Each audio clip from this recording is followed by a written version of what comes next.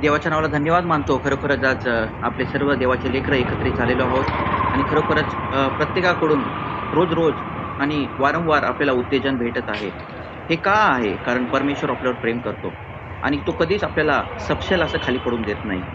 आणि खरोखरच आपण पाहतो जेव्हा मोशेच्या जीवनात जेव्हा तो त्याच्या हात वरती रेज होत नव्हता, त्याच्या मित्रांनी त्याचा हात वरती केला आणि त्याचप्रमाणे आपण खरोखर जे आपले भाऊ-बहीण आहोत, जे सदैव आपल्याला एकमेकांना उत्तेजन देत आहेत आणि त्याच्यामुळंच आपण खरोखरच प्रभूमध्ये वाढत आहोत.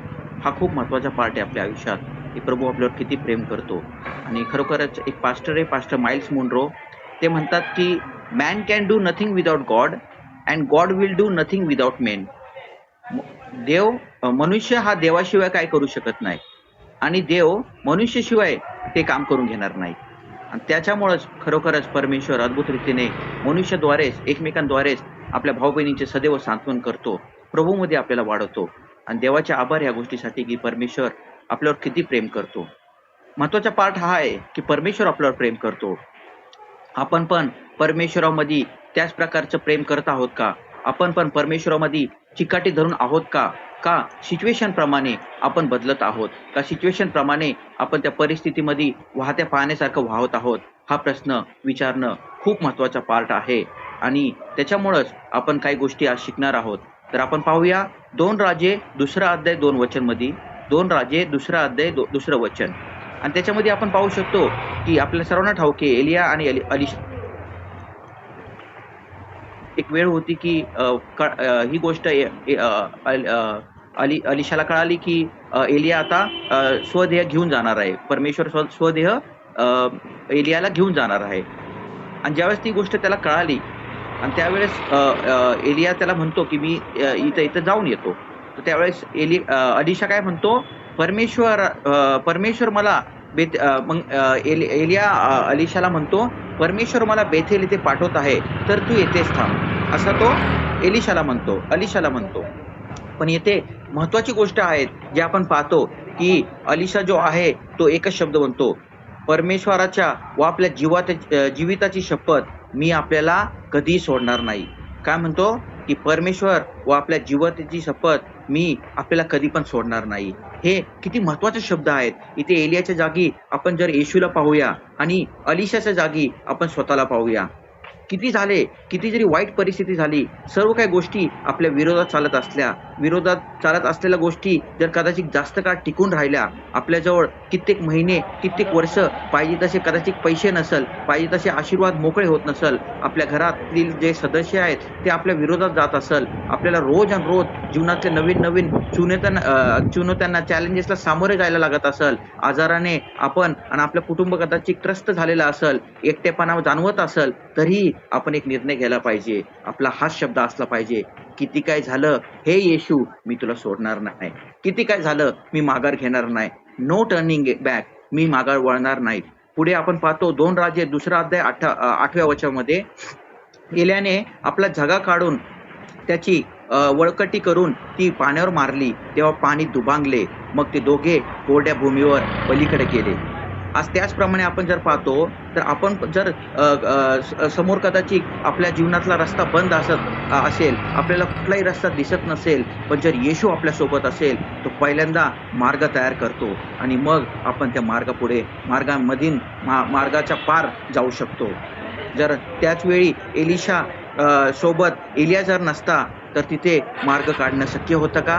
अशक्य होतं. त्याचप्रमाणे जर आपल्यासोबत येशू नसल तर मार्ग निघणे अशक्य आहे, हे जाणून घेणं गरजेचं आहे. त्याच वेळी जर अलिशा म्हणाला असता की मी एलियाला जाऊन देतो आणि पुढे जर तो यार्देन नदीच्या जवळ आला असता तर अलिशा तिथेच राहिला असता, पण एलिया त्याच्यासोबत असल्यामुळं अलिशा पार जाऊ शकला.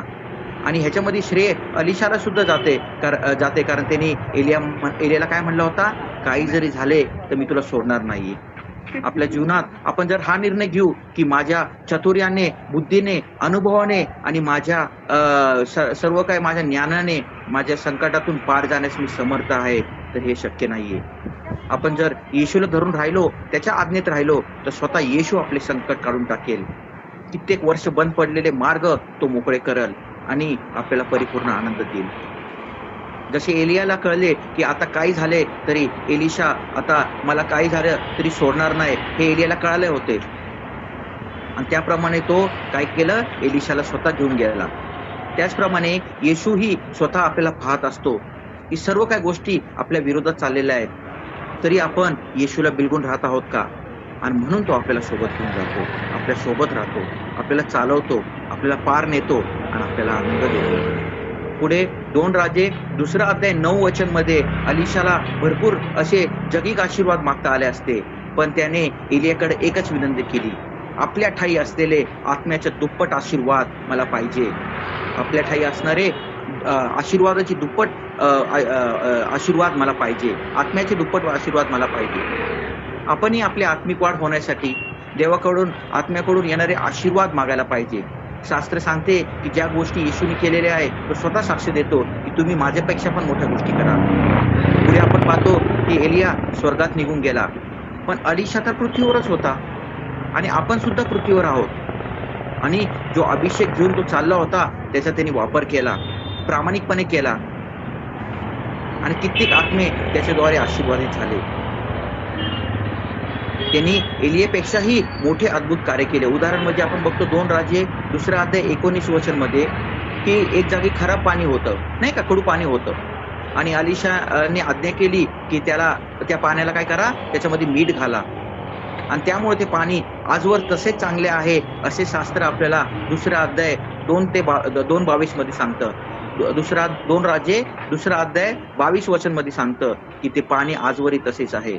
ते कडू पाणी म्हणजे हे जग आहे आणि ते मीठ म्हणजे आपण आहोत, हे लक्षात घेणं गरजेचं आहे. शास्त्र सांगते की तुम्ही जगाचे मीठ आहात.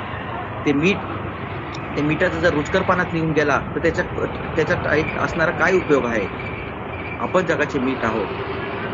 ते मीठ म्हणजे आपल्या ठाई असणारा तो अभिषेक आहे, तो देवाने आपल्याला दिला आहे आणि त्याची इच्छा हीच आहे की जगासमोर आपण तो अभिषेक त्याचा वापर करावा आणि त्याचमुळं आपण त्याच्याकडून असणारे पाण्याला किंवा निराशेत असलेल्या लोकांना ख्रिस्तामध्ये पुन्हा वळू शकू, पुन्हा ख्रिस्तामध्ये वाढू शकू, अशी देवाची इच्छा आहे. जसे शास्त्र सांगते की ते पाणी आजही तसे चांगले आहे, त्याचप्रमाणे आपण जे इतरांच्या आयुष्यात पेरतो ते आयुष्यभर आपण कापणी करताना पाहू. ते पेरलेलं कधी वाया जाणार नाही. आपण एक पिढी तयार करत आहोत आणि त्याच्यामुळंच महत्वाचा पाठ काय आहे, जो अभिषेक परमेश्वराने आपल्यावर दिलेला आहे त्याचा आपण वापर करत आहोत का? जसं एलिशा म्हटला की काही जरी झालं तर मी तुला सोडणार नाही, तसंच आपण परमेश्वराला बिलगून आहोत का? आणि जसं ते कडू पाणी आहे तसं हे जग अंधारात आहे, आपण जगासाठी प्रकाश बनत आहोत का? हा स्वतःला प्रश्न विचारणं गरजेचं आहे. आणि नक्कीच परमेश्वर आपल्या सर्वांना आशीर्वादित कराल. जसे येशू म्हणला की माझ्याही पेक्षा मोठ्या तुम्ही गोष्टी कराल. जसं एलिया सोबत होतं तसंच एलिशा सोबतही झालं, पण एलिशाला दुप्पट पाटाचा आशीर्वाद मिळाला. त्याचप्रमाणे आपण आता ह्या जगाचे प्रकाश आहोत. ज्या गोष्टी येशू ख्रिस्ताने कदाचित केलेल्या नसेल किंवा शास्त्रात दिलेल्या नसेल त्याही गोष्टी करण्यासाठी आपल्याला निवडलेल्या आहे. तर आपण तो अभिषेक घेऊन चाललेलो आहोत का फक्त आपण आपल्या धुंदीतच आहोत, आपल्या लाईफमध्ये आहोत, मी और मेरा कुटुंब, मी और मेरी फॅमिली एवढंच जगत आहोत? आपली आयडेंटिटी, आपली ओळख प्लीज समजून घ्या आणि त्याप्रमाणे आपण चालूया. आणि नक्कीच मी विश्वास करतो की एलिशाच्या जीवनातून, एलियाच्या जीवनातून ज्या गोष्टी आपल्याला शिकायला भेटल्या ते नक्कीच खूप महत्त्वाच्या आहेत आणि त्याप्रमाणे आपण थँक्यू. थँक्यू. कुणाल